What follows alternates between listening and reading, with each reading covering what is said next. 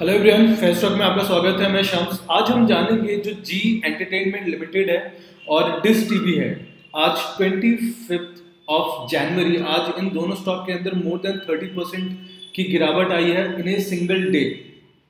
आज अगर आप देखें निफ्टी 500 के स्टॉक में या निफ्टी 50 के स्टॉक्स में जी लिमिटेड जो है वो आज सबसे ज़्यादा टूटा है।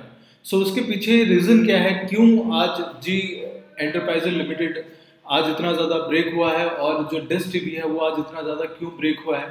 आज उन दोनों का रीज़न आज हम देखेंगे, फाइंड आउट करेंगे।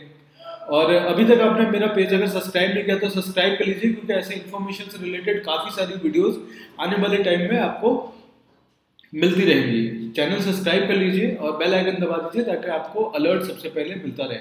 और आप अगर चाहें तो हमारा वेबसाइट जो है facetalk.in, तो आप इस पर भी विजिट कर सकते हैं। यहाँ पे भी आपको काफ़ी सारी इन्फॉर्मेशन आपको मिलती है, राइट। स्टॉक से लेके mutual fund, index, almost all जो भी इन्फॉर्मेशन होती है स्टॉक से रिलेटेड, जितनी इन्फॉर्मेशन होती है वहाँ पे हम यहाँ पे डालते हैं। तो आप हमारे वेबसाइट्स पे भी आके अदर इन्फॉर्मेशन चेक कर सकते हैं।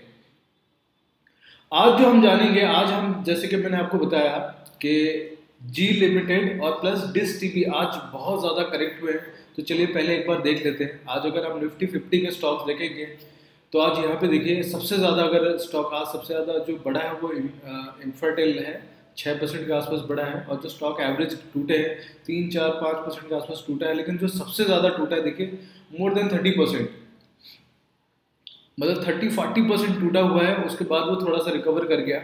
जी लिमिटेड आप देखिए मोर देन 30% आज एक दिन में ब्रेक हुआ है, राइट। सिमिलर जो दूसरी कंपनी आज सबसे ज़्यादा ब्रेक हुई है वो दूसरी कंपनी है।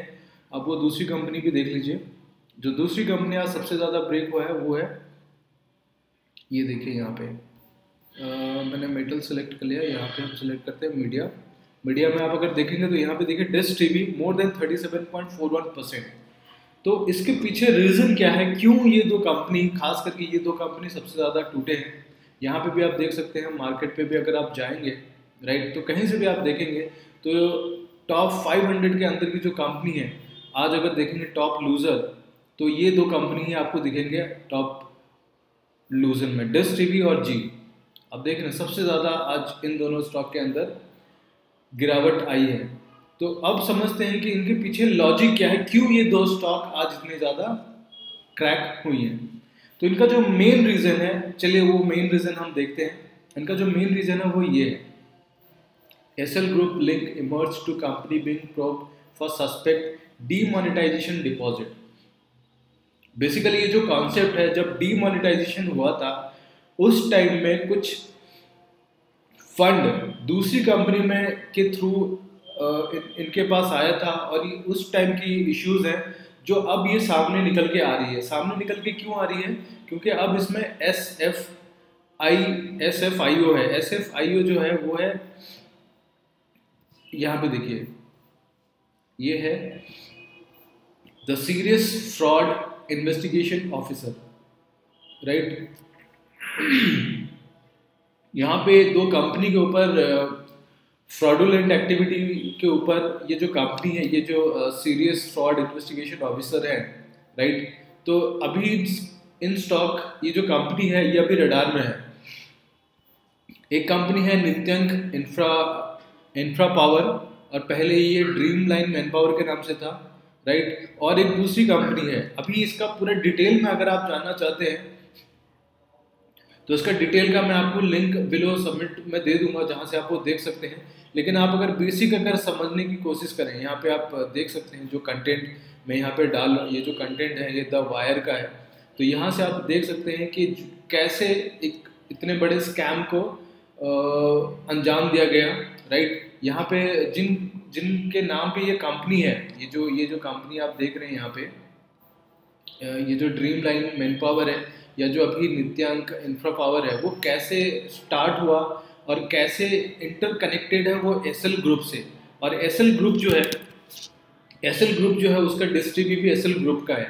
और इससे पहले जैसे वीडियोकॉन D2H था, वीडियोकॉन DTH को डिश टीवी ने अक्वायर कर लिया है, राइट। तो अभी एसएल ग्रुप के अंदर डिश टीवी भी आता है।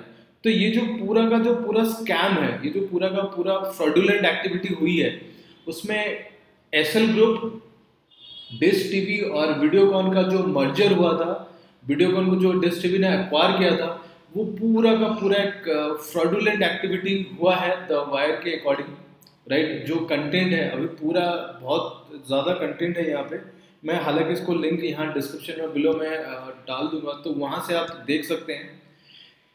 और मैं एक ब्रीफ आइडिया आपको बता देता हूँ कि कैसे वो कंपनी, कुछ दो लोगों से कंपनी उन्होंने स्टार्ट किया, फिर उसके बाद वो कंपनी फंड रेज करती है, फिर उसके बाद वो आगे दूसरे कंपनी के पास जाता है, फिर वो कंपनी एसएल ग्रुप को फंड करती है। तो ये पूरा का पूरा एक सिस्टम चैन बना हुआ है, ये पूरा का पूरा एक चैन बना हुआ है जिसके थ्रू फंड एक जगह से रेज करके दूसरी जगह जाती है, राइट। ये पूरा एक्टिविटी है, तो इसको एक बेसिक से एक बार समझते हैं। तो यहाँ पे देखिए दो पर्सन हैं, हैदराबाद के हैं, जिनका नाम है अतुल किसान राव भोसले, एंड एक और पर्सन है, उनका भी आगे हम देखेंगे। जहाँ यहाँ पे देखिए हेमंत अशोक दग्गल,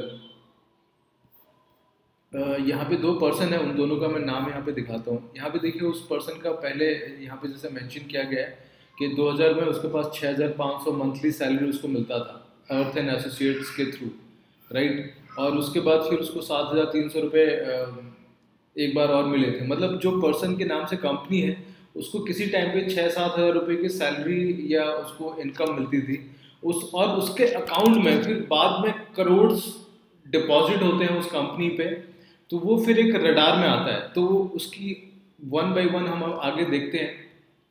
तो यहाँ पे जैसे उसका एक पुराना डेटा है, पुराना उसका स्टेटमेंट यहाँ पे है, आप चाहें तो लिंक में जाके भी देख सकते हैं।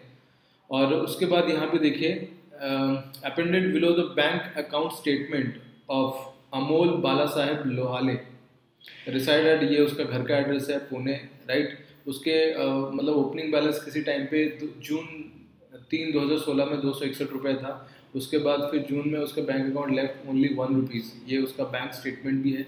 किसी टाइम में 261 रुपीज़ था, उसके बाद में फिर उसके पास 1 रुपये है जो इस स्कैम के साथ इन्वॉल्व है। उसके बाद फिर बाद में पता चलता है कि जो यहाँ पे देखिए believe it or not but this two poor gentleman are director of Abal infra power and multi trading private limited in Pune based company. फिर उसके बाद वो कंपनी बैंक अकाउंट 100 करोड़ उनके पास आ जाता है, राइट, अबाल इंफ्रा पावर और मल्टी ट्रेडिंग के पास, राइट। उसके बाद फिर इनकी पूरी डेटा, मैं एक काम करता हूँ, पूरा कंटेंट शायद आपको यहाँ से सही से विजिबल नहीं हो रहा होगा, तो इसका पूरा जो कंटेंट है मैं इसका लिंक आपको बिलो डिस्क्रिप्शन में सबमिट कर देता हूँ। वहाँ से आप देख सकते हैं कि कैसे ब्लैक मनी को वाइट किया गया जब डीमोनेटाइजेशन हुआ था उस टाइम पे। और यहाँ पे देखिए कौन जो कंपनीज हैं, कैसे कंपनीज से दूसरी जगह उन्होंने फंड रेज किया। फंड रेज करने के बाद जब वो वीडियोकॉन और डिश टीवी का मर्जर हुआ, उस टाइम में उन्होंने कैसे फंड रेज किया और कहाँ से उन्होंने पैसे लिए, वो सारे ये जितने भी इश्यूज थे पुराने इश्यूज हैं, लेकिन अभी ये जैसे आज 25 जनवरी है तो 24 को ये इसका डेटा सामने आया है, इसकी सारी डिटेल सामने आई है। सो दैट्स वाई जो इन्वेस्टर हैं उनको अब पता चला है इसके साथ। बहुत हो सकता है बहुतों को पहले से पता हो जो इसके इन्वेस्टर हैं, लेकिन जो रिटेल इन्वेस्टर हैं या जो FIIs हैं जो बाहर से इन्वेस्टमेंट करते हैं इस कंपनी में, तो अब इस कंपनी के ऊपर एक डेंट लगा है और ये एक रडार में है ये अब कंपनी। अब हो सकता है आने वाले टाइम में कितने सारे स्कैम्स इसके पता चलेंगे कि कहाँ कहाँ से इन्होंने मनी को राउट किया है और किसके थ्रू राउट किया है। और इन सारे जो फंडिंग हुई है, ये जो सारा प्रोसेस फंड जो एक कंपनी से होकर दूसरी कंपनी पे आया है और फर्जी डायरेक्टर इसके बने हैं या फर्जी ओनर बने हैं उस कंपनी के, और वो जो कंपनीज भी लिस्टेड की गई हैं, जो कंपनी रजिस्टर्ड की गई हैं, वो रजिस्टर्ड उस एरिया पे वो कंपनी एग्जिस्ट भी नहीं करती और वो एड्रेस भी एग्जिस्ट नहीं करता, राइट। तो कंपनी इस तरीके से बनाई गई है और उसमें पैसे ट्रांसफर किए जा रहे हैं और उसके बाद फिर वो कहीं और आगे पैसे ट्रांसफर किया जा रहा है। तो यहाँ पे आप देख सकते हैं सारा डिटेल। एक और मैं आपको एक चेन दिखाना चाहता हूँ जहाँ पे आपको पता चलेगा कि पैसे कैसे ट्रांसफर हुआ है दूसरी कंपनी के थ्रू।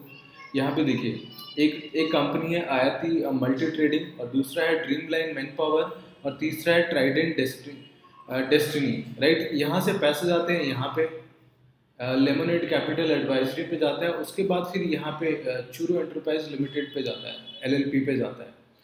तो ये पूरा का पूरा जो मनी जो ट्रांसफ़र हुआ है एक जगह से दूसरी जगह, और अभी जो एसएल ग्रुप है, जो जी लिमिटेड की पेरेंट कंपनी है, जो एसएल ग्रुप है, वो अभी बोल रहे हैं कि ये जो ड्रीम लाइन पावर है वो एक इंडिविजुअल कंपनी है, लेकिन इसमें बहुत सारी चीज़ें ऐसी सामने आई हैं जो इसके डायरेक्टर हैं, इस कंपनी को जिनके नाम से फाउंड किया गया, वो कहीं ना कहीं वो एसएल ग्रुप के साथ पहले एसोसिएट थे, और उनके नाम से वो कंपनी स्टार्ट की गई है।